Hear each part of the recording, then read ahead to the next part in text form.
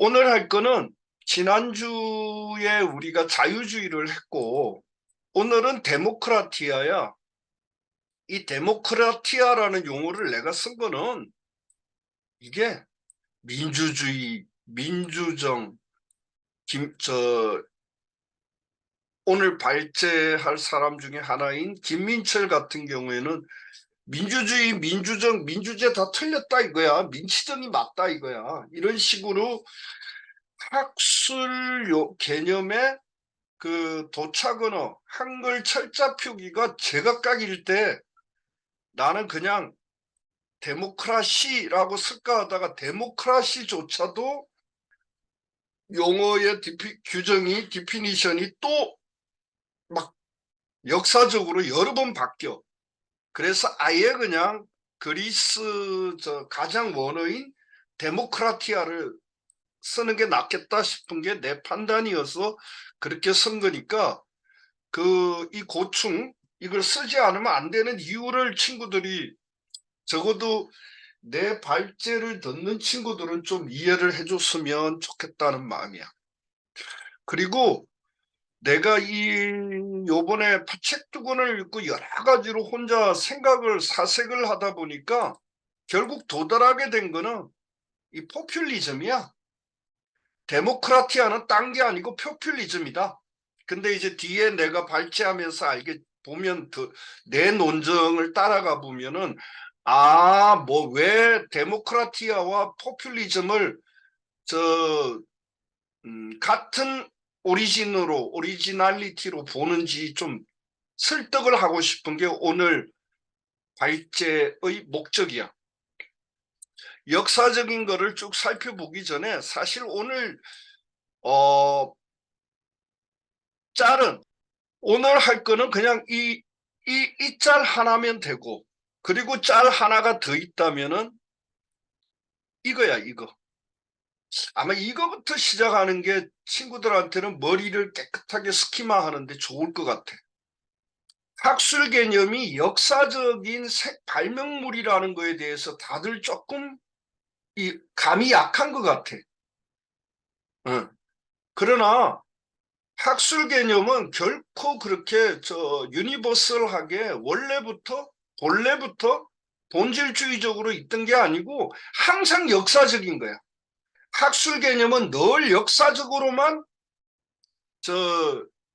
디피니션 될 수 있고 히스토리컬 아이덴티티 위에서만 학술 개념은 해명되어야 한다. 어카운팅 되어야 한다. 이걸 좀 강조하고 싶어. 그게 특히 오늘 이야기할 데모크라티아 같은 경우는 되게 중요해. 왜냐하면 이게 무려 기원전 5세기부터 21세기 오늘날까지 거의 2500년 동안 자기 변화를 해왔다고. 그 역사와 그 시대와 그 장소의 시대적 한계, 역사적 한계, 장소적 한계의 산물이라고. 그러니까 우리가 데모크라티아라는 개념을 역사성을 빼고 바라보면 아무것도 얻는 게 없어. 대부분의 커먼 피플들이 보통 사람들 일반 대중들이 데모크라티아에 대해서 머릿속에 착종이 일어나는 이유는 데모크라티아라는 개념의 역사성을 이해하지 못하기 때문이야. 간단히 이야기하면. 그래서 우리가 지성사를 그렇게 강조하는 거야. 하나의 개념은 반드시 지성사적으로 파악되어야 한다는 거야. 근데 보통 사람들은 제외하자고, 보통 사람들이 학술 개념에 대해서 뭔 지성사적으로 이해할 책무가 없어, 그들에게는. 그걸 사실 해주는 게 공교육의 과정에서 초, 중, 고, 대딩 때 교사와 교수들이 해줘야 될 작업이야. 그게 리터러시에서 아카데믹 보캐뷸러리, 학습 도구라고 불리는 것의 중요성이라고. 근데 우리나라에서는 그걸 못해. 안 해. 왜? 교사와 교수들이 모르니까. 교사들은 교대 가가지고 못 배웠고, 교대에서 가르치는 교수들은 또 지들 교수한테 못 배웠고, 우리나라 대학의 교수들은 또 지들 교수한테 못 배웠고 다 못 배워서 그래. 그렇기 때문에 우리만큼이라도 학술 개념, 학습 도구, 아카데믹 보큐뷸러리는 반드시 지성사적으로 해명되어야 한다라는 걸 무지 전제로 세야만 강조해야만 되겠다는 게 오늘 내 심정이라고. 특히 데모크라티아는 더해. 자유주의는 좀 덜해. 왜냐하면 생긴 지 얼마 안 되니까. 한 700여 년밖에 안 되니까. 근데 데모크라티아는 무지 2500년 가운데 한 번, 두 번, 세 번, 네 번 정도, 크게 보면 네 번, 줄이면 결정적으로는 세 번이라고. 세 번의 자기 역사적인 아이덴티티의 변화가 있었다고. 이걸 오늘 저 친구들한테 전달하면 내 발제는 성공한 거야. 다시 정리할게. 데모크라티아라는 거는 결국에는 역사적으로 피플들의 분화가 일어났고 그 분화에 대응하는 댓글이하는 크리스판던스 하는 서사였다. 이거야. 간단히 이야기. 그러면 하나씩 저 가장 요 앞에 왜 그러면 아리스토텔레스가 등장하느냐? 서정사 할 때 4강 때 아리스토텔레스를 했어. 그 아리스토텔레스의 핵심에 뭐가 있냐면 아리스토텔레스는 플라톤과 달리 중간계급을 중시했다는 중간계급 이야기가 나온다고. 중간계급이라는 거는 여기 있지. 아리스토텔레스는 플라톤의 노모스 법률의 저작을 이어받아 가지고 혼합헌정이라는 개념을 실질적으로 명실상부하게 만드는데 혼합헌정이라는 개념은 플라톤의 대화편 가운데 노모스에 이미 등장을 해. 스트라우스가 그 책에 나오지. 아리스토텔레스는 근대 정치이론과 정치 노모스에 강력한 영향력을 행사하고 있는 혼합헌정이라는 개념의 창안자인데 아리스토텔레스의 혼합헌정은 올리가르키, 소수정, 과두정과 데모크라티아, 민주정, 민주주의의 혼합으로 이야기를 했다고. 그게 이 이야기라고. 아리스토텔레스는 아리스토크라시와 데모크라티의 혼합헌정을 이야기했다고. 그게 좋은 거라고 이야기를 했다는 거야. 그것 때문에 여기에 갖다 놓은 거야. 조금 더 읽어보자. 이거는 지금 혼합헌정 때문에 이야기하는 게 아니니까. 아리스토텔레스 정치적 가르침의 특색, 그리고 오늘날 정치 분석의 견지에서 볼 때 가장 흥미로운 에토스 중 하나는 폴리스에서 빈자와 부자 간의 투쟁을 매개하는 중간 요소, 중간 계급의 중산층에 아리스토텔레스가 부여하고 있는 역할이다. 중간 계급은 정부 통치하는 것을 열렬히 원하지도 않고 도미네이션 당하는 것도 열렬히 원하지 않는다. 그러면서 이 중간 요소, 중산층, 중간 계급이 강력한 곳에서는 분파적 투쟁이 최소한으로 유지되며 정치체는 더 안정적이고 지속적이다. 이렇게 이야기하는 거예요. 그렇기 때문에 아리스토텔레스는 스승 플라톤의 혼합 헌정론에다가 중간 계급 이론을 더했다는 거야. 중산층 이론을 더했다는 거야. 이게 바로 리버럴 데모크라시에서 역사적으로 후대에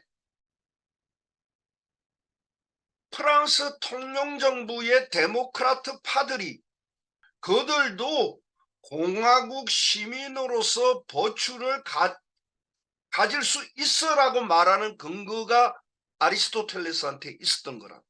아리스토텔레스가 제공해 주는 거라. 응? 중간계급 이론이 어느 정도로 강력하냐면 아리스토텔레스한테 또 보자.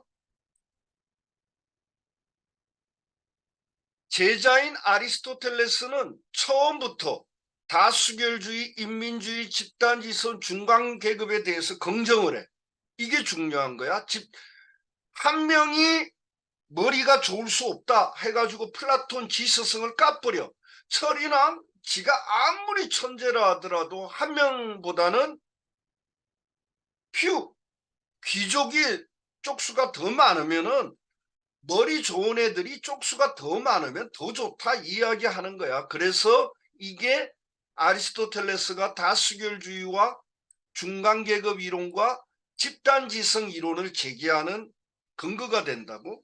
또 보자고, 중간계급에 대해서. 자, 이 호남원정의 사회적 기초는 너무 웰스하지도 않고 너무 가난하지도 않는 사람들, 벌써 중간계급과 하층계급 프롤레타리아를 아리스토텔레스가 분류하고 있고, 이 분류는 뒤에 그대로 디거저 수평파 통령정부 프랑스 혁명 때의 데모크라트들한테 그대로 이어질 수 있게 된다.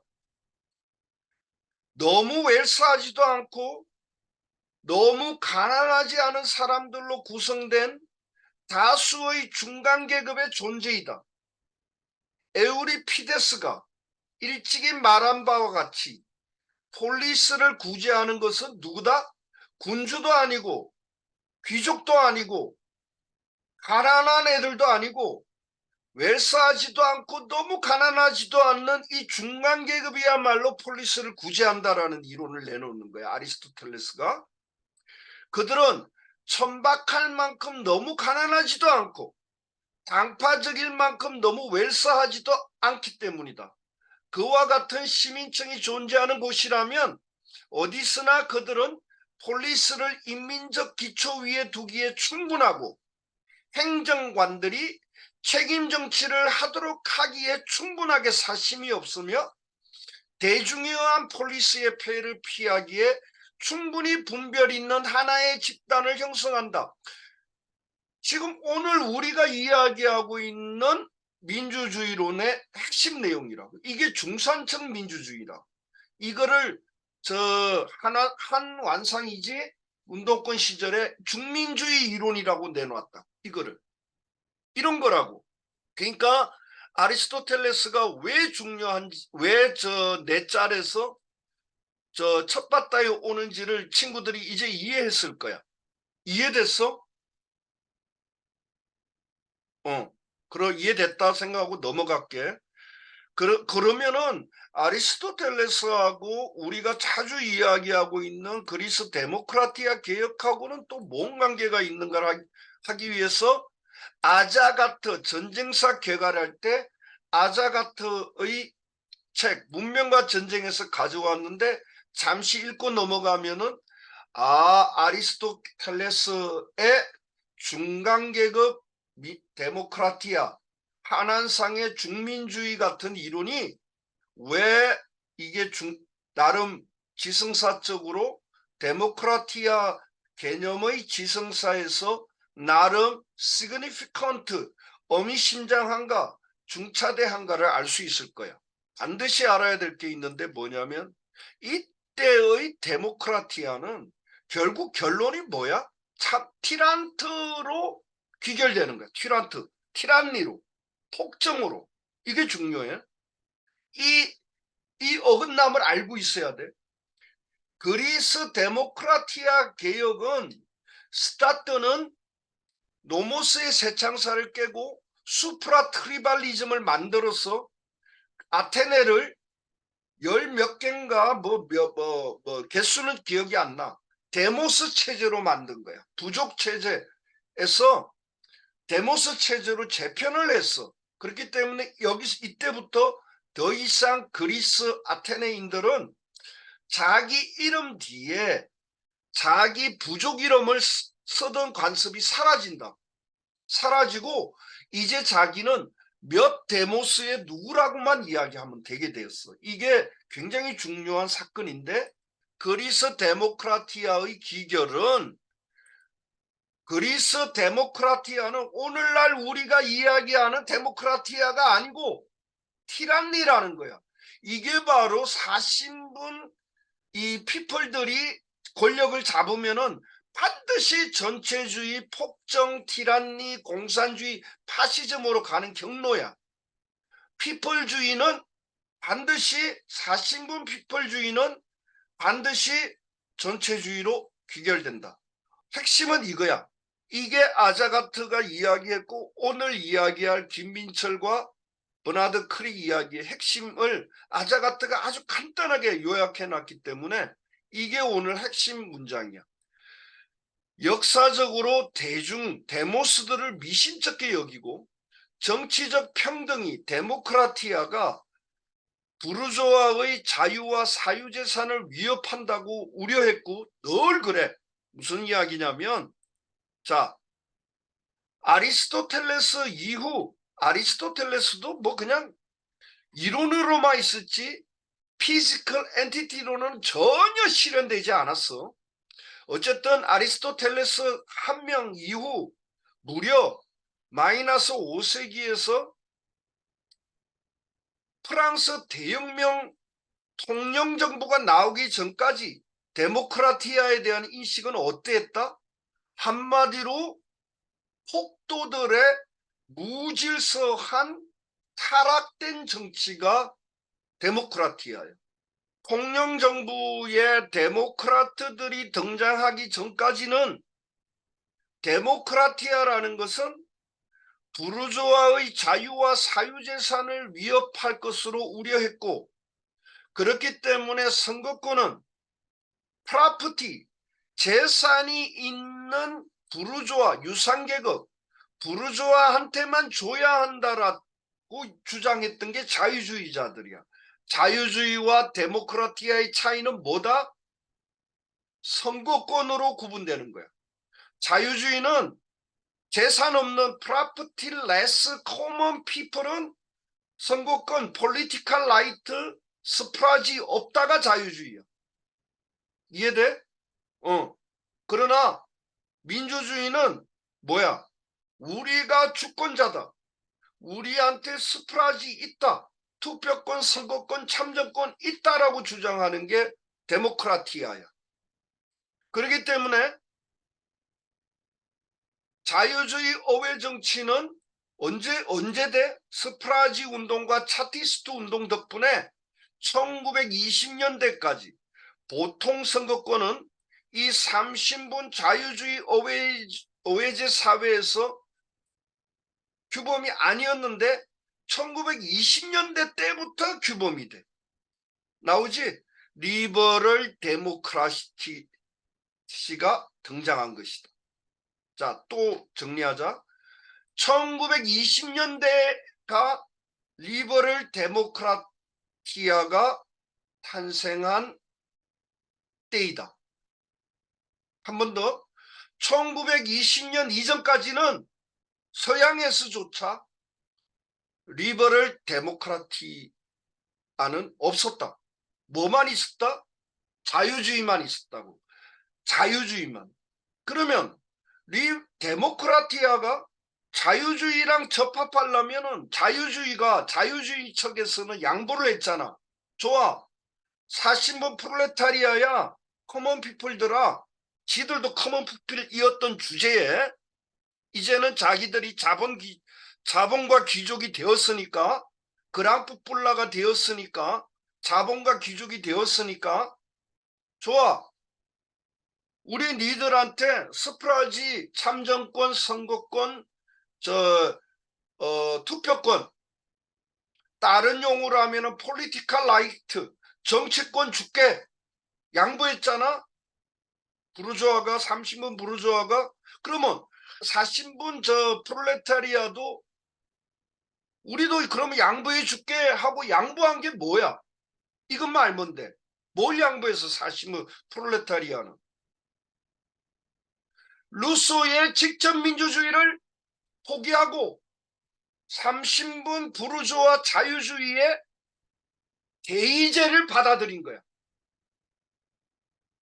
다시 리버럴 데모크라티아에서 리버럴리즘과 데모크라티아를 접합시켜주는 것이 30분 입장에서는 사신분한테 스프라지를 주는 것이었어. 폴리티컬 라이트를 양보하는 것이었어.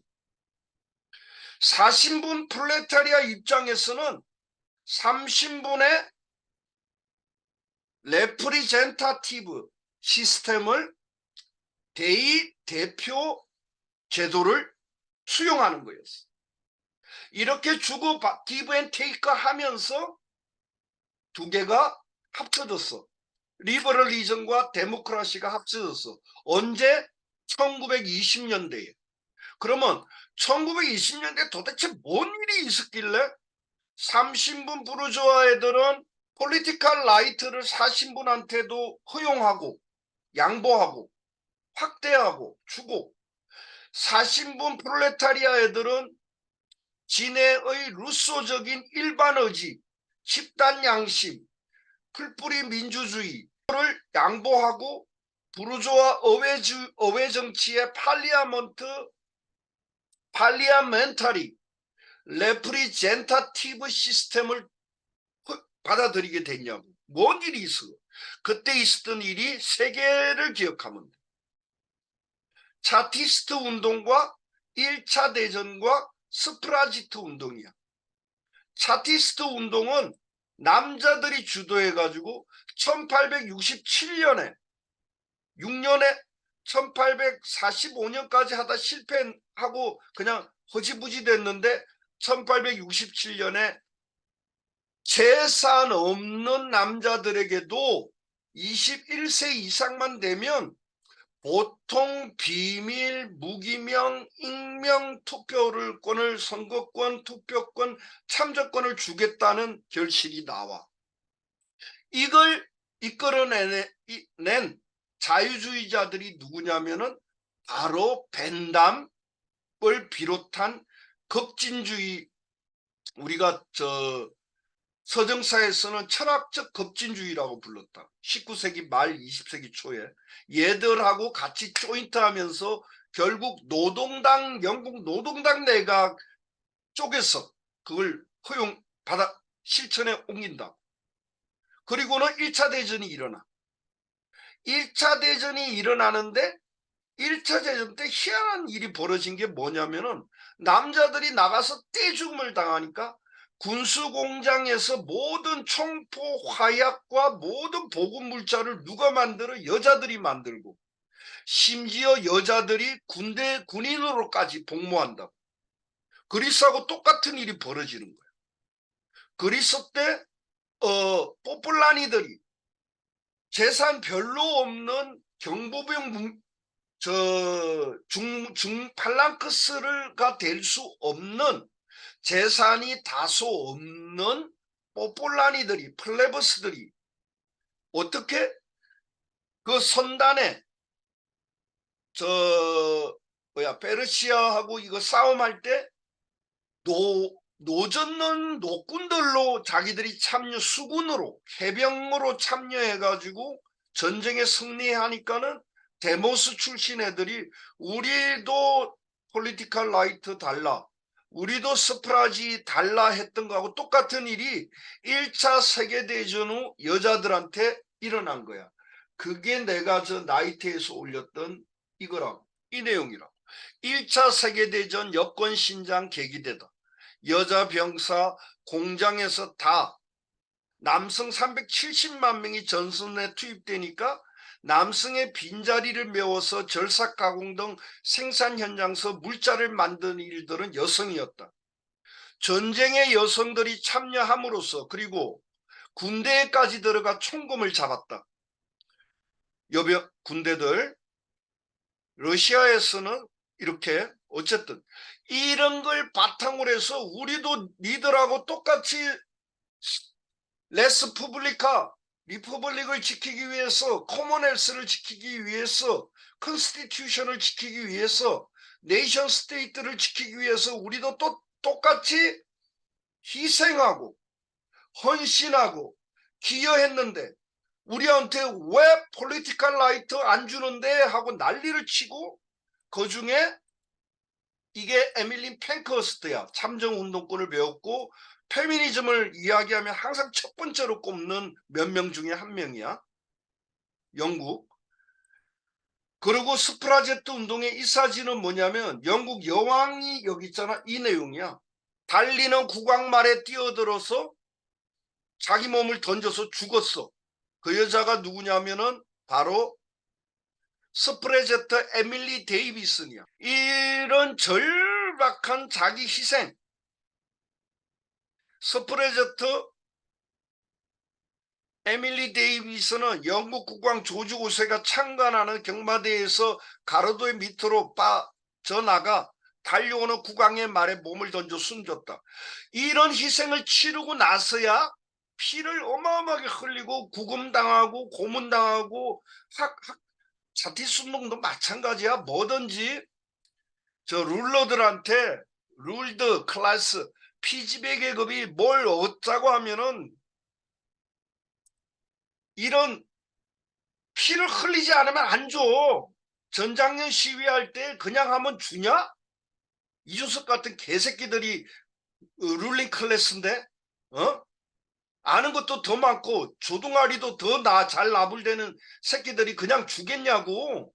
누군가 뒤져야 되고 인간이 가야만 꼭 얻었다고. 그런 거라고. 그 사이에 보면은 미국에서 이게 이제 버나드 크릭 이야기인데 앤드루 잭슨하고 우드로 윌슨이라는 사람이 미국 혁명에서 나와. 최초의 흑수저 출신 대통령 이 앤드루 잭슨이 전쟁사 할 때 미국 독립전쟁 때 야 내가 드디어 할 때가 왔다 그래가지고 저 미국 재즈의 그 고향 음악의 그 본고장 어디지? 그 저 프랑스 이름 갖고 있는 거기 가가지고 격파해가지고 거기서 대인기를 얻어가지고 대통령까지 된다. 얘가 처음으로 미국도 건국 초기부터 건국의 아버지부터 앤드루 잭슨 전까지는 똑같아. 사신분 얘들한테 농민 평민들한테 재산 없는 애들 프라프틸레스 프롤레타리아한테 무산자 계급한테 스프라지 폴리티컬 라이트 주면은 공산주의 된다고 다 거부했어. 근데 이걸 처음으로 깬 대통령이 누구냐면은 잭슨이야. 왜? 잭슨은 아무리 봐도 지 정치적 대통령의 선거에서 피플주의밖에 없거든. 지가 대통령 또 해먹을 수 있는 길은. 그렇기 때문에 데모크라티아에서 사신분하고 결합하려면 이재명이는 피플주의 안 할 수가 없는 거야. 공산주의 안 할 수가 없는 거야. 그렇게 해야만 사신분 프라프티 레스 하층 계급이 쪽수가 대가리 수가 더 많기 때문에 걔들의 표를 얻어야만 자기가 될 수 있다고. 그리고 두 번째 1차 세계대전 중에 민족 자결주의로 유명한 셀프 디터미네이션 자기 결단은 민족은 각 민족은 자기 결단은 셀프 디터미네이션 오브 네이션스 네이션저들의 자기 결단 그걸 민족 자결주의라고 일본 애들이 번역하는 바람에 왔는데 민족 자결주의 하면은 뭐 요즘 애들이 알겠냐고. 어쨌든 뭐 그건 두 번째고 우드로 윌슨도 앤드루 잭슨의 그걸 그대로 이어받아 가지고 또 한 번 미국 건국 아버지들의 공화주의에서는 약했던 데모크라티아를 강화시켜준다. 그러면서 진정으로 커먼 피플들의 민주주의가 자 이게 중요해. 공산주의로 안 빠지고 리버럴 데모크라시아 티아라는 희한한 형태가 나온 거야. 희한한 모드레이트, 희한한 좁은 회랑, 희한한 중간의 길이 만들어진 거야. 중도 노선, 미드웨이가 만들어졌다고. 리버럴 데모크라시는 미드웨이야. 그렇기 때문에 중도 온건 노선이. 만약에 플레버스한테만 맡겨놓으면 100% 파시즘이나 공산주의 같은 전체주의로 가게 돼 있어. 왜? 피플주의니까 피플주의는 무조건 티란트가 나와가지고 선동해가지고 독재로 간다니까. 오토크라시로 간다니까. 내가 이야기했지, 서양 애들은 제국의 경험이 없기 때문에 이 전체주의에 대해서 이해를 잘 못해. 지들 문명 안에서 데스포트가 탄생하는 건데, 서양 애들은 지들 역사 경험 속에 데스포트가 있어 본 적이 없고, 데스포트는 늘 동양의 제국에만 있는 줄 알았기 때문에 진의 문명에서 등장하고 있는 휘어로 총통이라든가 보나파르티즘이라든가 이런 게 동양에서는 누천 년 동안 계속 일상적으로 되풀이되어 왔던 엠퍼러 제국 황제의 군주 절대주의라는 걸 얘들은 경험을 못 해봐서 잘 몰라가지고 이름을 전체주의다, 파시즘이다 이렇게 붙이는 거야. 동양은 너무 오랫동안 누천 년 동안 우리는 전체주의 사회에서 살아왔기 때문에 노신의 말로 하자면 사람을 잡아먹는 4,000년 동안 우리는 그냥 그렇게 살아왔기 때문에 그걸 그냥 황제정이다. 왕께서 폐하께서 만세 만세 완난세이 하고 살았기 때문에 우리는 전체주의에 대해서 상당한 정도로 역사적으로 동화되어서 살아온 거예요. 근데 서양 애들은 무주공산 사본오열 밀리터리 데모크라시 저 봉신제에서 전통이 있던 애들이니까 도대체 히틀러라는 현상은 뭐지?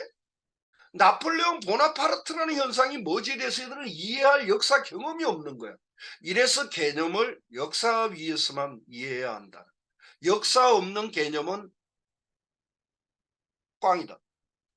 어쨌든 그 이야기 하려고 한 게 아닌데, 공산주의로도 안 가고 자유주의로도 안 가는 미드웨이를 찾아낸 게 리버럴 데모크라시라는 거야. 그 타협, 그 네고시에이션을 성공시킨 거라는 거야. 이게 오늘 강의의 그냥 핵심이야. 그러면 자, 딱 하나 빼놨지 여기. 프랑스 통영정부 데모크라트 앙토넬이라고 하나 딱 적혀있지 여기 맨 위에. 얘가 중간 브릿지를 놨다는 사실을 나는 이제까지 모르고 있다가 김민철이 이걸 책을 통해서 처음 안 거야. 그래서 이게 오늘 좀 우리가 공부하면은 오늘 발제는 끝이야. 자, 뭐 9시 반이 아니라 8시 반에 끝나겠다. 여기 있지? 이 석사 논문을 내가 찾아냈는데, 김민철의 석사 논문, 문학 석사 학위 논문, 프랑스 총재정부기 앙토넬의 대의민주주의론. 서울대학교 대학원 서양사학과 김민철이 2013년도에 석사 논문으로 쓴 거야. 이 내용이 요번 누가 민주주의를 두려워하는가라는 이 책의 핵심 내용. 요것만 우리가 쭉 살펴보면은 조금 전에 봤던 버나드 크릭 이야기는 지금 내가 내 말 속에 다 한 거야. 버나드 크릭이 전혀 다루지도 못하고 있고, 이제까지 어떤 우리가 읽었던 서양 정치 윤리 철학사 할 때 스트라우스도 웰린도 누구도 다루지 않았던 내용을 처음 김민철한테서 발견했고, 나는 이 공로 때문에 김민철이가 서양 학술사, 서양 캠브리지 학파, 지성사 학파 안에서도 나름 인정을 받았다고 추정을 해. 자, 김민철에 들어가기 전까지 잠시 정리하자. 첫 번째 아리스토텔레스가 있어. 그리고는 무려 1928년 리버럴리즘과 데모크라티아의 아말감, 퓨전이 일어나기 전까지는 데모크라티아는 뭐였다? 무질서한 폭도들의 타락한 거벌먼트야. 폴리티야. 컨스티튜션이야. 늘 공산주의로 흘러갈까봐 두려워했어. 피플들한테 맡겨놓으면 엉망진창이 돼 나라가. 이걸로 그냥 무려 2000년 동안 그렇게 여기고들 살았다고. 이거에 처음 균열을 낸 사람이 콩도르세인데, 콩도르세의는 이론으로만 떠들었어. 근데 이걸 실질적인 정책과 피지컬 리얼리티로 굉장히 짧은 기간 동안 4년 동안 잠시 실시했다가 그냥 끝나버린 게 뭐냐면 프랑스 통영정부야. 요 내용을 김민철 책을 통해서 공부하자고. 지금까지 한 내용에 대해서 궁금한 거나 어긋나는 거 있어? 오케이. 그러면 들어갈게. 자, 김민철 걸 하나씩 보자. 김민철도 데모크라티아는 공포와 혐오의 대상이었다. 2000년 동안 아리스토텔레스 이후 이 자유주의 리버럴 데모크라티아의 탄생 이전까지 2000년 동안 데모크라티아라는 말 자체는 공포와 혐오를 일으켰다. 어떤 계기로 데모크라티아는 인정받기 시작했는가? 답. 홍도르세와 통영정부 데모크라티아파와 이름이 하나 있어야 되니까 앙토넬이라고 기억해 놓자. 처음 나는 이걸 알았어. 그리고 이어서 잭슨과 윌슨, 무엇보다 차티스트, 스프라제트 운동. 스프라지는 그냥 명사야. 폴리티컬 라이트에 대한 명사야. 참정권, 선거권, 투표권이야. 근데 제트를 붙이면은 여성화시킨 거라고. 스프라지 운동을 하는 여자들을 프랑스어로 스프라제트라고 부른 거야. 마리아네트, 앙투아네트, TTE를 붙이면은 프랑스에서는 여성화시키는 거야. 어떤 개념이나 대상이나 사물을 마리오네트, 앙투아네트,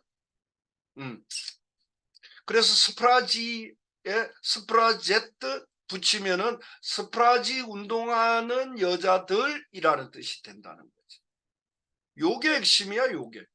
그 중에서 잭슨, 윌슨, 차티스트, 스프라제트 운동은 다 내가 설명을 했으니까 우리가 볼 거는 요거라고요. 요게 김민철의 기여이고 굉장히 중요한 내용이고 오늘 우리 강의의 우리 네 발제의 마지막 활용점정이야. 그래서 뭐라고 하는데 이건 다 설명을 했고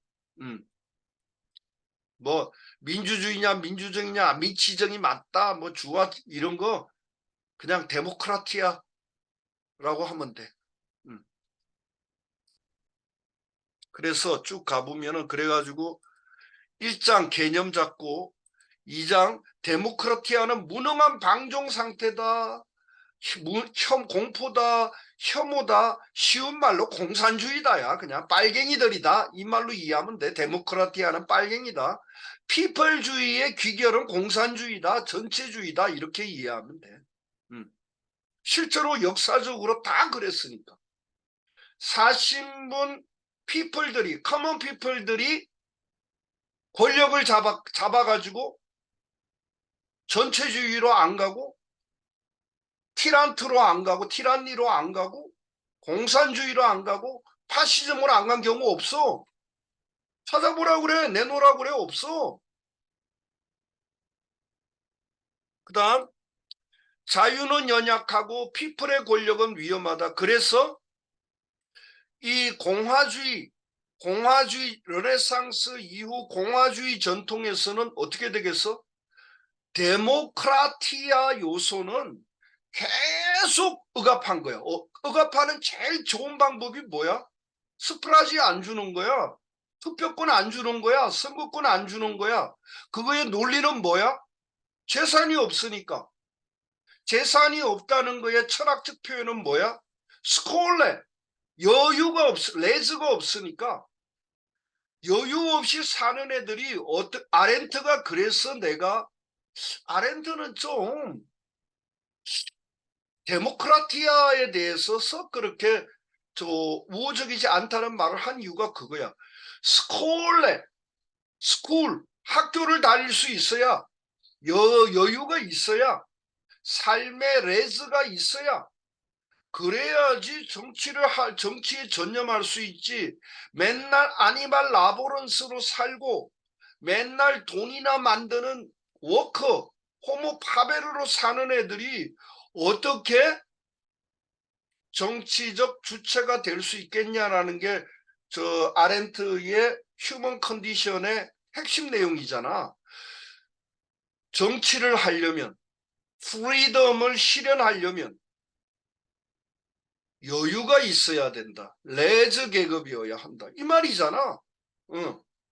그게 공화주의 전통이었기 때문에 논리상으로 여유 없는 재산 없는 애들은 여유가 없고, 여유가 없는 애들은 폴리티컬 액션, 비타 폴리티쿠스, 정치적 삶을, 폴리티컬 라이프를 살 수 없기 때문에 프라퍼티 레스 커먼 피플들한테는 어떻게 해야 돼? 수프라지 줄 수 없다는 게 자유주의의 논리야. 간단해. 정치를 하려면 여가가 있어야 된다. 스콜라, 스쿨이 있어야 돼. 그래야만 뭘 쌓을 수 있어? 이게 바로 저 비르투스 이론이야. 그래야만 폴리스의 시민으로서의 아리스토토스, 아레테를 쌓을 수 있기 때문에. 덕이 공화적 덕성이 없는 애들이 정치를 하면 안 된다야. 공화적 덕성은 재산이 있어야 나온다는 거야. 아리스토텔레스도 너무 부유하지도 않고 가난하지도 않는 어느 정도 중간 규모의 재산이 있는 애들이어야만 건강한 공화국을 혼합헌정을 할 수 있다고 이야기했다는 거야. 그치? 자, 여기서 또 하나 내가 놀란 거는 김민철이 주스 나투랄레 이야기를 한다는 거야. 자연법 이야기. 이거는 넘어가겠어. 이 내용은 주스 나투랄레라고 검색해가지고 쭉 읽어보면 이해가 될 거야. 그리고 자, 신이 내린 이게 주스 나투랄레 전통에서 굉장히 중요한 이야기인데 넘어가자고. 이건 우리 강의에서. 루소는 공산주의자기 때문에 인민주의 피플주의자이기 때문에 그러니까 근데 루소는 공화주의자야. 그러니까 뭐야? 루소의 공화국은 데모크라틱 리퍼블릭이야.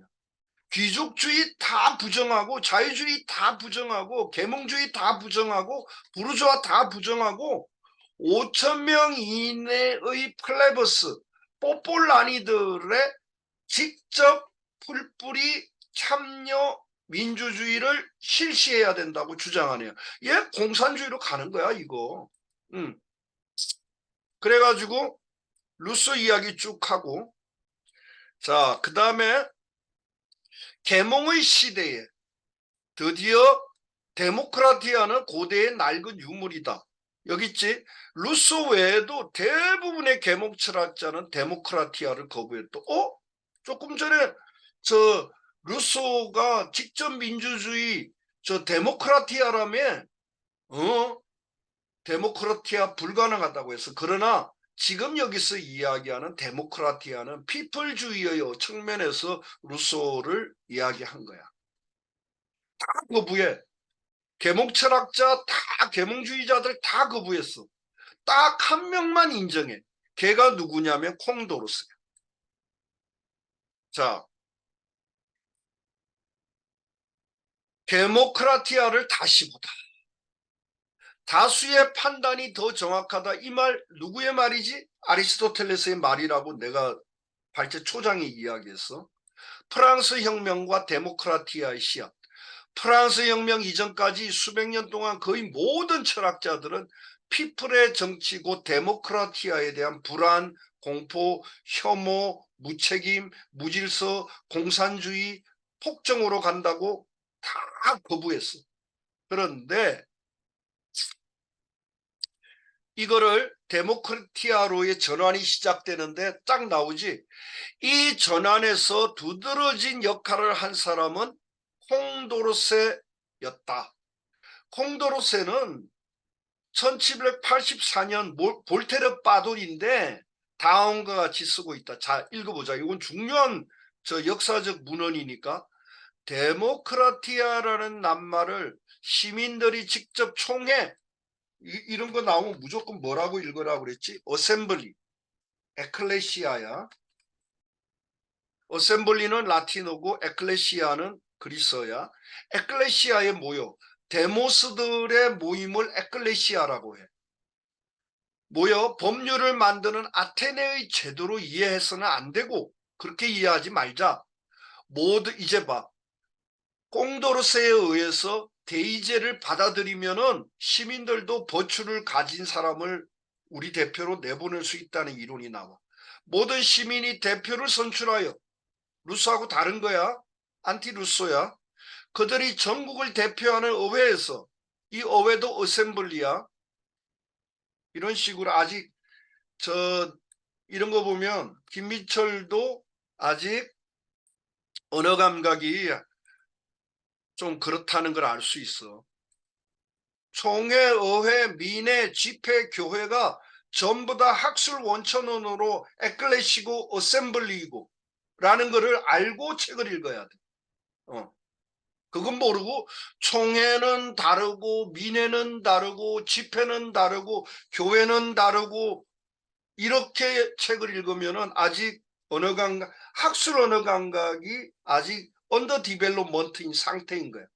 총회를 만나더라도 민회를 만나더라도 집회를 만나더라도 다 이거 어셈블리구만 에클레시아네 이렇게 읽을 수 있어야지 고급 학술 아카데믹 워즈 아카데믹 보캐뷸러리에 대한 학술 용어 언어 감각이 학술 언어 감각이 일정 수준에 도달한 징표라고. 그게 안 되고 있다면은 아직 학술 언어 감각이 언더 디벨롭 상태인 거야. 한국말로 외색주의 조합 낱말로 학술 용어들 이해했다고 그러면 다 꽝이야. 아직 다 언더 디벨롭먼트 돼 있다.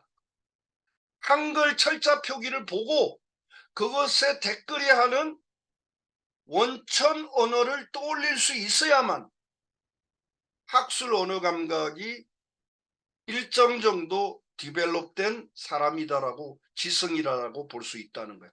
그런 측면에서 볼 때 김민철은 아직 좋은 학자임에도 불구하고 한국어 학술 언어 감각은 아직 언더 디벨롭먼트이다 이 소리야.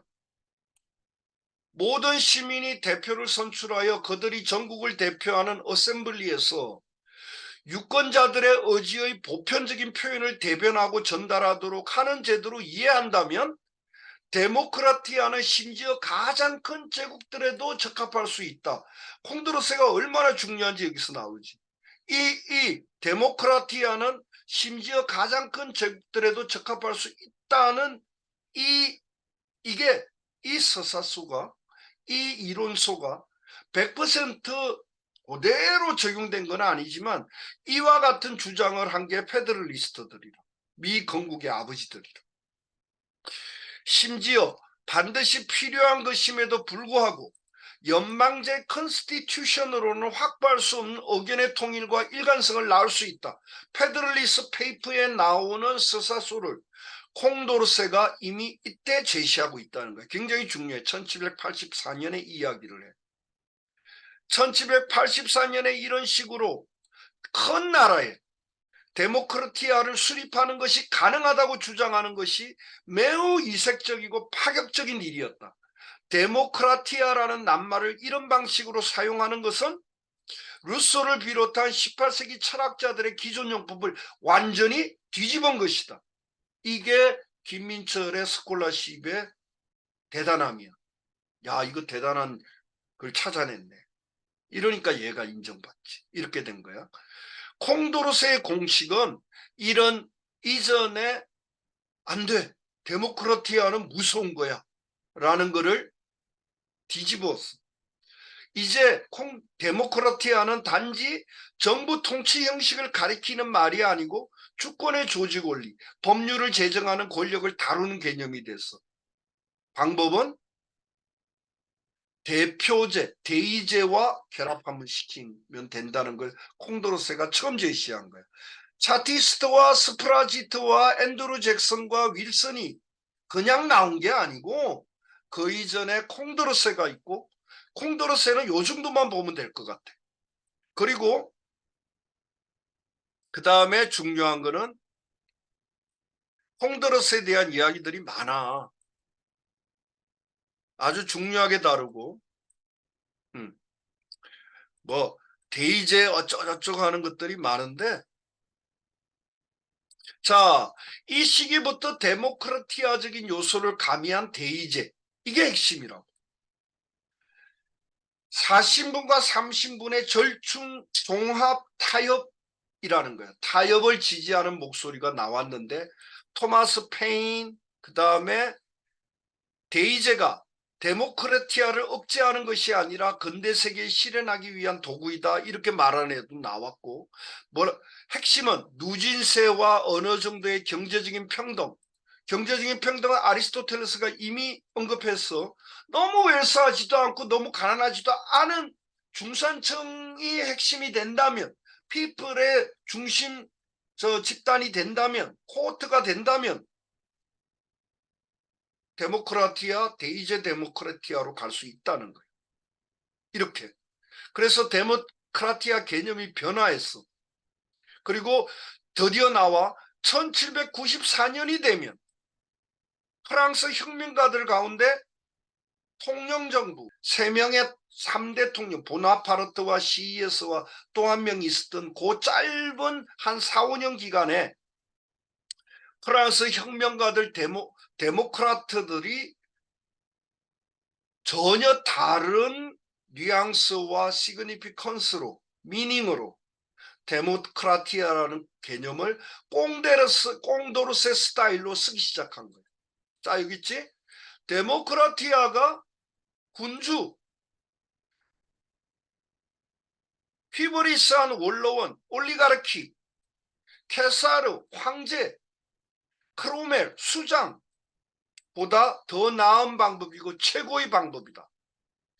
구체적으로 피플이 직접 해도 잘할 수 있는 일은 직접 하되 또 나오지 대표를 통해 더 잘할 수 있는 일은 대표를 통해서 하는 정부 통치 평상시에는 국회의 입법권을 인정하되 피플의 주권을 고도로 존중하는 형식의 대의정부 통치가 데모크라티아라고 규정하는 바로 오늘날 우리가 살고 있는 리버럴 데모크라티아에 해당하는 데모크라티아 컨셉이 콩도르세를 이어받은 통령정부의 데모크라티아 이름이 필요해서 우리가 앙토넬이라고 부르기로 했지. 앙토넬에 의해서 드디어 발명이 끝난 거야. 이후부터는 이제 그 이야기를 쭉 해. 자, 로베스피에르는 넘어가자. 데모크라티아가 이제 뭐가 돼? 대의정부 통치. 레프리젠타티브 가블몬트가 되었다. 살펴본 것처럼 데모크라티아라는 낱말은 1789년 프랑스 혁명이 시작된 이래 5년 사이에 상당한 많은 변화를 겪었다. 내가 발제 초장에 학술 개념을 비역사적으로 바라보면은 안 된다. 학술 개념은 항상 역사성 위에서 지성사적으로 이해해야만 된다라고 한 말이 이 말이야. 데모크라티아라는 낱말이 5년 사이에 상당히 많은 변화를 겪은 거야. 1791년 여름 이후 콩도르세, 페인, 로베스피에르 등은 군주가 없는 프랑스 위에를 그리면서 데모크라티아라는 거, 대의정부 통치로서의 데모크라티아라는 컨셉을 발명해내. 그러나 아주 약간만 벗었는데 1794년 통령정부가 시작되는 시점에 오면은 그러면 통령정부가 뭔지 자꾸 궁금해할 것 같으니까 아예 그냥 통령정부가 뭔지 간단하게 위키피디아를 하나 보고 가자. 자, 통령정부는 영어로 알아둬야 돼. 이거 한글로 통령정부, 집정정부 했다가는 헷갈려. 통령과 집정이 다른 건데 일반 사람들, 지식인들 가릴 거 없이 한국 사람들의 언어 감각은 한글 철자 표기가 다르면 다른 개념인가 보다라고 이해하기 때문에 큰일 난다는 거야. 원천으로 봐야 돼. 원천으로 딱 하나야. 콘슐라트야. 콘술을 통영, 평의원, 평의회, 공의회 여러 개가 다 콘술이야. 콘술, 카운슬이라. 영어로는 카운슬인데 이거를 일본 애들이 집정정부, 통영정부, 총재정부 막 이렇게 옮겨놓은 거야. 그렇게 해서 헷갈리니까 그냥 콘술라트로 보면 돼. 그리고 여기 있지? 이 콘술들이 나폴레옹, CAS, 로즈 디코 3명이었다고. 그리고 뒤에는 레브는 킹 바세레스, 나폴레옹이 늘 일통령으로서 자리 잡았다. 그래서 이걸 콘술라트라고 알아두자고. 그래야지 안 헷갈려. 그래서 자, 이 시기에 나타난 데모크라티아 개념의 변화는 1795년 출범하는 통영정부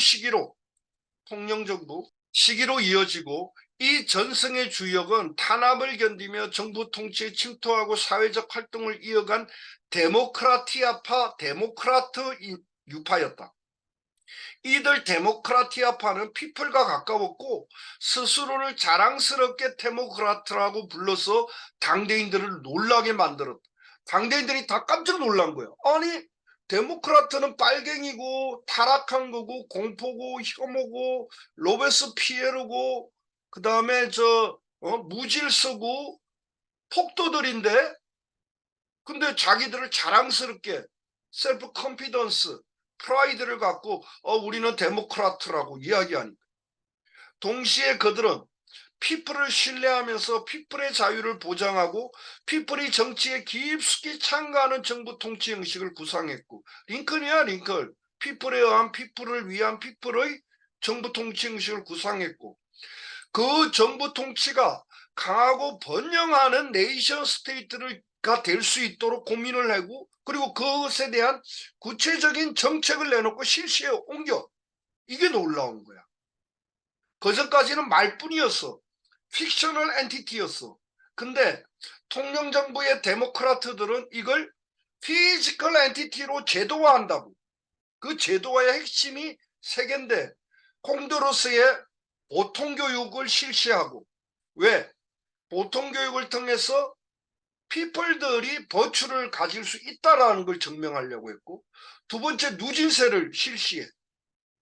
그리고 세 번째 이제 그걸 읽어보자고.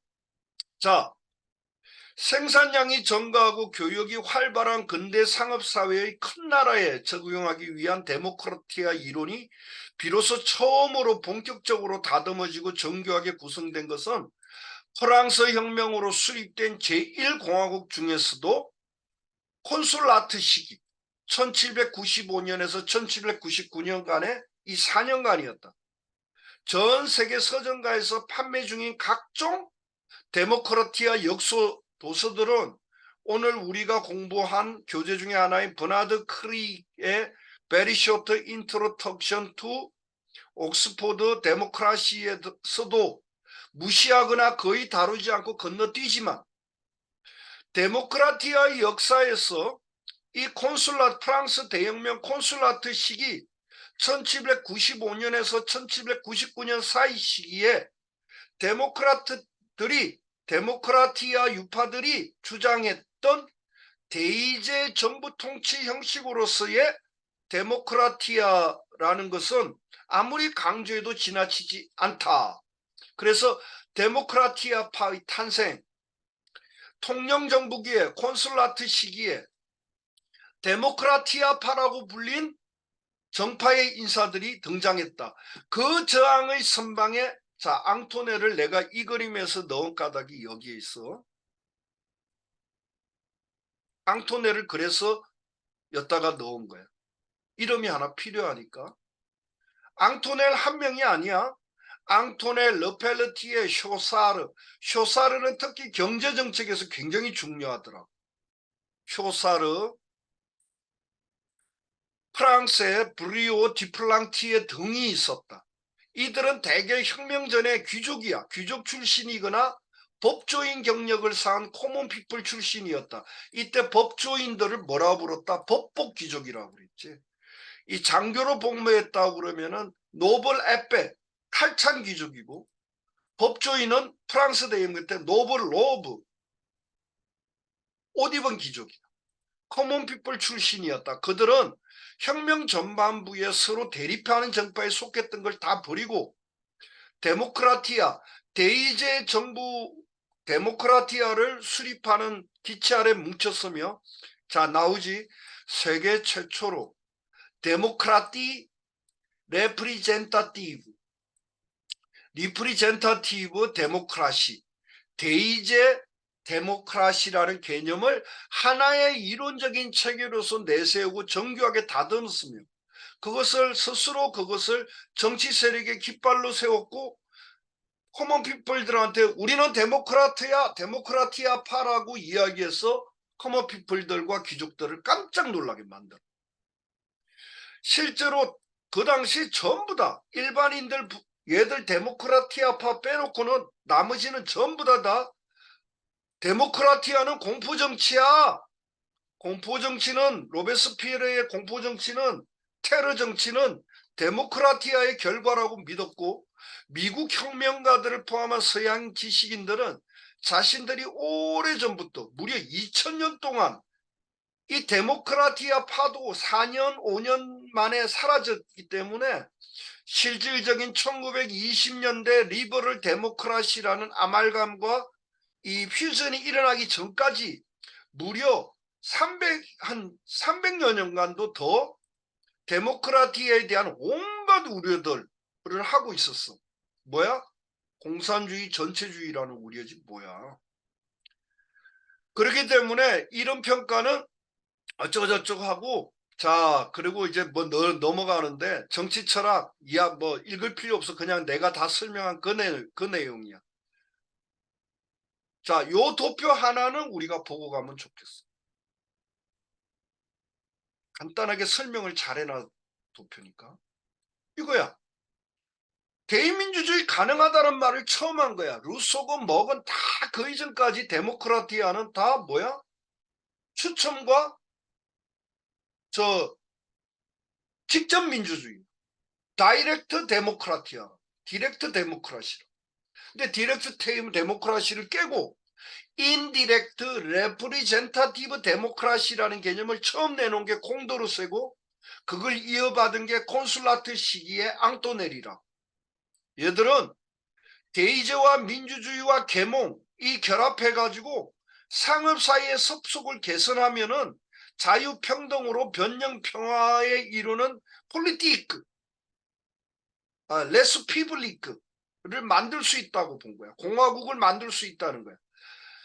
레퓨빌리크는 프랑스어이고, 리퍼블릭은 영어이고, 레스 푸블리카는 라틴어야. 그러면은 무정부 상태를 방지하고 군사정권을 방지할 수 있다는 거예요. 그게 바로 데모크라티아파는, 그렇기 때문에 공화파나 이전의 데모크라티아에 대한 온갖 경멸과 혐오와 맞서 싸우면서, 그건 편견이야. 콩도르세는 이런 태도를 이야기하는 거지. 선각자 피플도 버추를 가질 수 있어. 코먼 피플도. 앙토네는 데모크라티아를 비난하는 역사관에 대해 다음과 같이 반론을 제기했다. 직접 문헌이니까 읽어보자고. 데모크라티아와 그것이 몰고 오는 폭풍에 대한 공포, 피플과 그들의 일탈에 대한 공포를 불러일으키기 위해서 고대부터 중세까지 존재했던 여러 데모크라티아와 공화국의 역사가 원용되었다. 그러나 역사에서 데모크라티아보다는 모나키, 티란트, 데스포트들, 올리가르키들, 내각, 참사의 시네이트, 원로원이 저지른 잘못은 피플이 저지른 것보다 1000배나 더 끔찍하다. 아리스토크라시, 테오크라시, 모나키의 연대기가 이것을 증명한다. 할 말이 없는 거야. 그렇잖아. 역사상 가전 학살이나 잔인한 짓은 다 모나키와 아리스토크라시와 테오크라시는 딴 게 아니고, 서양에서는 파파시 교황 통치이고, 이슬람에서는 칼리파트, 이슬람 최고 그거지. 할 말이 없는 거야. 그래서 앙토넬은 1400년 동안 폭정을 자행한 권력자들이 데모크라티아에 대한 잘못된 편견과 비방을 조장했다. 그러면서 아주 획기적인 주장을 하는 거예요. 우리 프랑스 혁명의 성취를 보존한 방법은 데이제 데모크라티아밖에 없다는 거야. 이게 맞지. 그러니까 지금 다 데이제 데모크라티아 채택하고 있죠. 데모크라티아의 스피릿은 정치체제, 레짐, 폴리티, 컨스티튜션, 폴리테이아, 커먼웰스 다 같은 말이라고 그랬어. 다음 같은 방식으로 창설될 것을 요구한다. 커머니스 인터레스트에 따라 피플이 직접 해야 하는 일이 있고 잘할 수 있는 일이 있는데 이런 거는 직접 하자. 그러나 나머지는 피플에 의해 선출되고 감시받는 트러스티 수탁자들, 피신탁자 이런 것도 한글로 이해하면 안 돼. 트러스티, TRUSTEE 끝에 E가 붙으면은 어를 붙이면은 1인칭이 되는 거고 E가 붙으면은 피동 당하는 사람이 되는 그러니까 인터뷰는 인터뷰를 당한 사람이고 트러스티는 트러스트를 당한 사람이야. 피플이 트러스트고 주체이고 피신탁자 넘겨받은 사람이 레프리젠타티브들이라는 거지. 그래서 명시적인 위임을 통해서 한다. 위임도 그냥 트러스트야. 한다. 위임과 대립시켜서 반드시 알아둬야 될 말, 정치 용어가 뭐냐면은 저거야. 트랜스퍼. 이거는 양도야. 위임이 아니야. 양도야. 양도는 아예 줘버리는 거야. 근데 트러스트는 신탁이야. 맡기는 거야. 이걸 우리 토박이 말로는 우리 한글 토박이 말이 이렇게 언어가 미발달이야. 이런 거를 깔끔하게 처리하기가 힘들어. 맡겨지는 이 정도밖에 없어. 우리 말에는. 이렇게 언어가 덜 발달돼 있다. 하도 중화주의 한문 중심으로 리터러시를 발달시켜 오는 바람. 그러니까 수탁자, 피신탁자 맨날 이딴 식으로 쓰고 있는 거예요. 한글로 맡기느니 이렇게 쓰는 것을 두려워해. 그럼 뭔가 못나 보이고 쪽팔리고 무식한 놈 같고 수탁자, 피신탁자 이렇게 써야지 뭔가 아는 안단이 똥구녕 같아지고 뭔가 그럴싸해 보이고 멋있다고 생각하고 특히 법학하고 있는 새끼들. 그리고 30년 뒤 드디어 데모크라티아파의 데이 데모크라티아 이론에 의해서 프랑스 혁명 제3공화국이 등장하는데 이때 투표는 적법하고 현명한 주권의 행사가 시작되는 거예요. 그래서 그렇지만 이때도 여전히 여자들은 태생적으로 버추를 결여하므로 정치에 직접 개입하지 말아야 된다고 그랬어. 콩도르색은 데모크라티아가 다 똑같아. 그러니까 이 펜커허스트라든가 스프라제트들이 얼마나 대단한 일을 했는지 알 수 있을까? 이걸 처음 끊어낸 거야. 비로소 스프라제트 운동에 의해서만 인류 역사상 그토록 400만 그러니까 A 시대 들판 이후 PRC 자유주의까지도 20세기 초, 19세기 말 20세기 초까지도 끈질겼던 여자 비하, 성애 비하, 신체 비하에 대한 것이 사라진 거야. 드디어 사라진 거야. 시작한 거야. 그렇지만 그런다고 뭐 말끔히 사라져. 여전히 남아있지. 그래서 뭐 정치적으로 어쩌고저쩌고 하는 거는 다 제끼자고 중요한 거는 이거야. 이 데모크라티아적인 총재 앙토넬 이야기 하나 앙토넬의 주장에 의하면 어쩌고저쩌고 하는 거 교육 분야에까지 정책 실시를 했다는 거. 그 다음에 재미난 거는 데모크라티아파가 경제 정책까지 제시했다는 거야. 누진세를 비롯해서 여러 가지를. 그러면서 자, 데모크라티아파가 안티 데모크라티아 혐오파들인 주류 공화파를 설득하기 위해서 경제 프로그램까지 내놨다. 경제 강령까지. 지금까지 많은 정치 철학사 연구가 이 점을 간과했는데 이제 김민철이 이런 게 공로라는 거예요. 근대 최초 데모크라티아 이론가들이 내놓은 경제 철학을 비교적 상세하게 살펴볼 것이다. 그래서 섭속이니 뭐니 어쩌고 떠드는 거는 다 제끼고, 자, 바베프, 마레샬, 다르데, 부나누티 등등 평등파의 관점을 얘들이 실천에 옮기는 거야. 그래서 이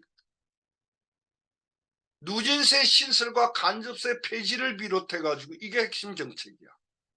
그래서 당시 이 데모크라티아파는 간접세를 반대하고 직접세 확대를 추진했고 세금 제도를 고쳐버린 거야. 그런데 실시가 안 돼. 4년밖에 안 됐으니까. 이런 일들을 실제로 했다는 거야.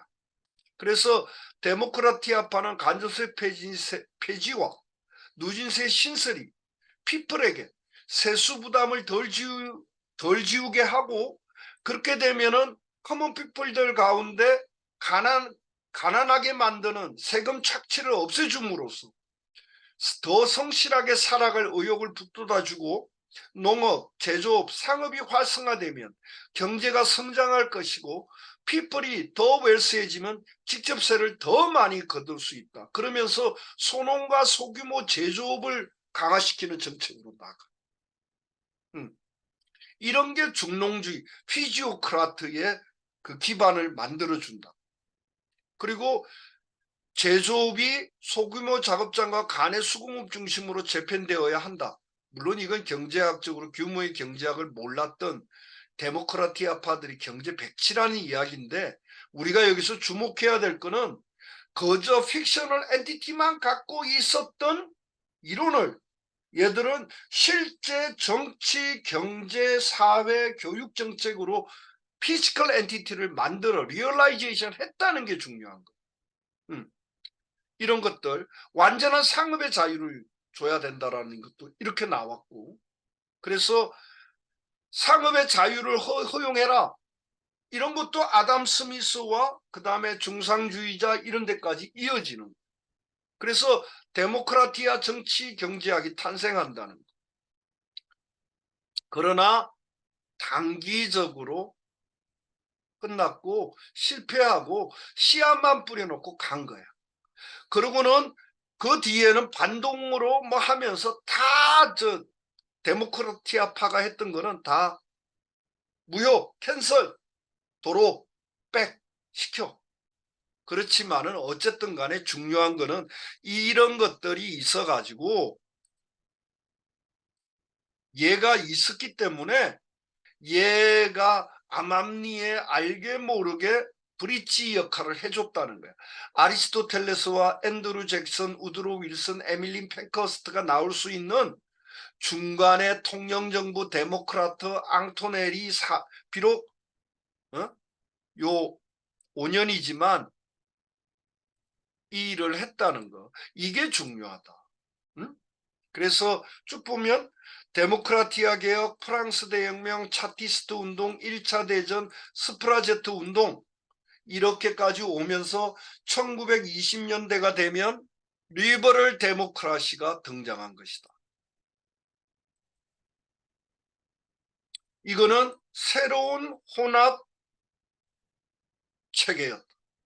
그래서 이야기를 한 거야. 오늘 이야기한 거는 피플주의, 포퓰리즘, 인민주의, 민중주의, 인기 영합주의라는 게 바로 데모크라티아라는 거하고 하나도 다르지 않은 것이고, 오늘날 우리는 여전히 두 종류의 피플주의, 하나는 리버럴 데모크라시, 하나는 인디렉트 데모크라시, 데이제 데모크라시, 다른 하나는 디렉트 데모크라시. 전체주의, 공산주의와 파시즘이라 불리고 있는 데모크라시와 두 종류의 데모크라시를 경험하고 있다는 거야. 이 중에 이걸 도표한 게 이거야. 데모크라티아가 세 개로 갈라진 거지 사실상.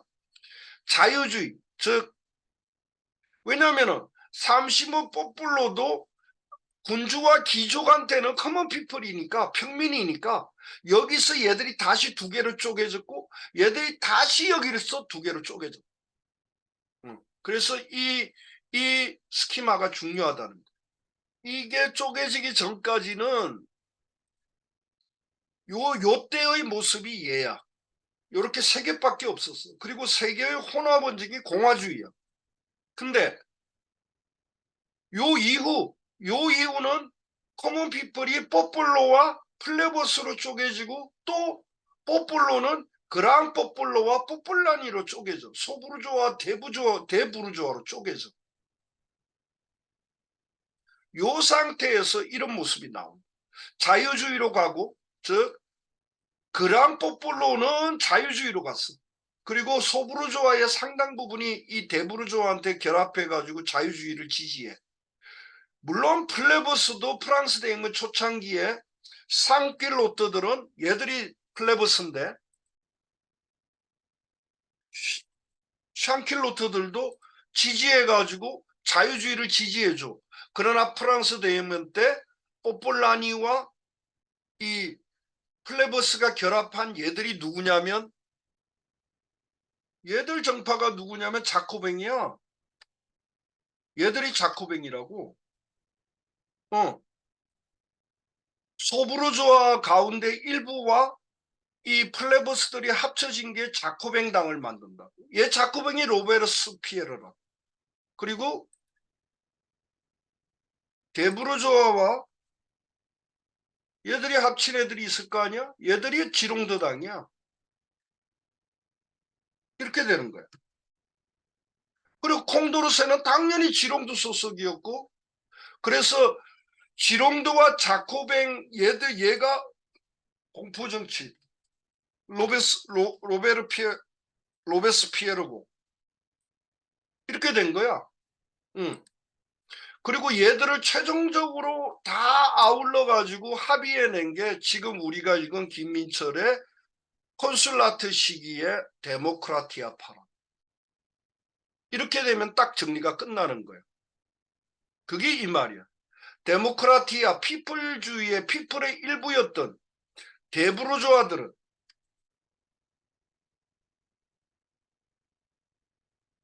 그랑 포플로들은 자유주의를 주장했어. 그 다음에 플레버스, 프롤레타리안 애들은 공산주의야. 루소. 근데 이 자유주의도 아니고 공산주의도 아닌 미드웨이를 만들어낸 게 뭐냐면 얘들이라고 얘들. 이걸 공화주의라고 하면 안 되겠다.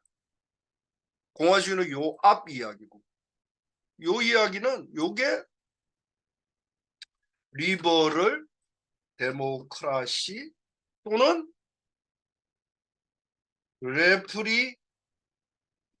레프리젠타티브 데모크라시 또는 인디렉트 간접적인 데모크라시야. 요 절충이. 요때 우리는 이 모나키와 아리스토크라시는 사실상 그냥 없애버리면 돼. 이렇게 되는 거야. 이렇게 됐다는 거야. 그래가지고 얘들이 서로 아까 이야기했지 양보를 했어. 대부르주아가 양보한 거는 뭐였다? 폴리티컬 라이트. 대부르주아는 얘들한테 양보한 게 스프라지야. 스프러지. 러지라고 할까? 좀 표현이 철자 표기가 조금 더 좀 폼나게.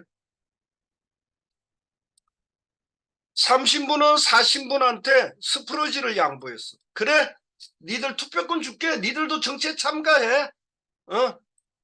그래, 니들도 버추 있다고 인정해 줄게. 니들도 스콜레 교육 받았으니까 스쿨 다녔으니까 인정해 줄게.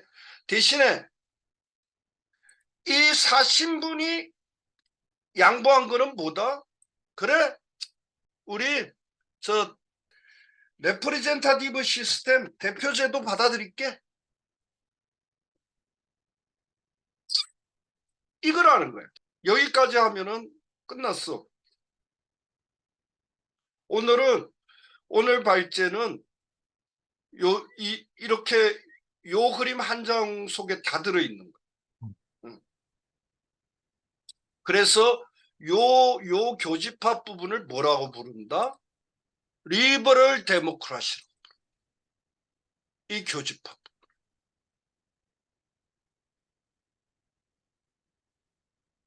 이게 내가 우리가 시즌 3 정치 철학할 때, 그리고 쭉 그동안 우리가 공부해왔던 읽었던 여러 가지 정치 철학 고전 책들, 그리고 요번에 버나드 크릭과 김인철 책들, 이런 걸 모두 읽고 마침내 현재 액면에서 정리한 민주주의 데모크라티아 컨셉에 대한 현재의 컨시퀀스야.